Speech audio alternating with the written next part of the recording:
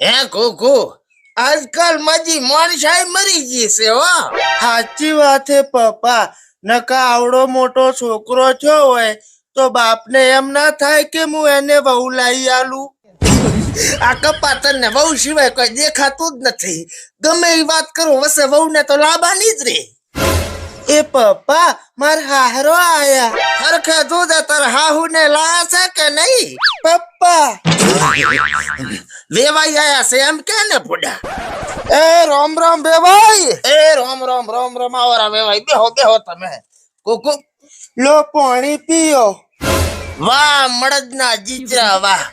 ઓય રાયડે પાડી પાડીને ગળાની નોહા તૂટી જાય તોય લોટો ભરીને આલતો નથી અને હારો આયા મોજા વગરાયું. બોલો તમે ચા પીશો કે ઠંડુ? ના જમાય પાણી પીધું એમાં બધું આવી ગયું મારતો.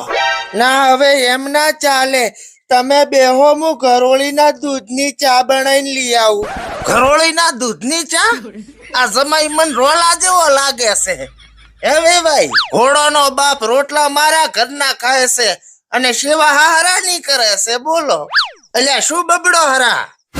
આ તો અમારે પાડોમાં તીતી ઘોડો વિયાણો છે ને એટલે હું વિચારતો હતો કે એને હુવાવડમાં રાબ ખવડાવું કે લચ્છી ને પૂરી. તીતી ઘોડો વિયાણો જમાઈ તો રોલું છે પણ આ વેવાઈ તો છે ને કાંટ ખાઈ ગયેલું ટોલું લાગે મન તો. આમ ઘરે બધા મજામાં છે ને વેવાઈ? હા મજામાં છે બધા. હે વેવાઈ તમારે વાય કને ઘરોળી આઈ દૂધ હાલે? અરે ઘરોળી ની વાત તમે જવા જો. ઓય તો દેડચી નું દૂધે 70 રૂપિયા કિલો મળે છે. એ ભાઈ મને ચમ એવું લાગે છે કે મારી લાસુડી ની હગાઈ ખોટા ઘરે થઈ ગઈ છે. લો ચા પીઓ. ઘરોળી ના દૂધ ની છે? હવે ઘરોળીનું દૂધ ચોય મળ્યું નહીં ને તો કાચડીના દૂધની બનાવી પી. કાચડી ના દૂધ ની છે એમ ને? દૂધ ઘણું પતળું લાગે છે.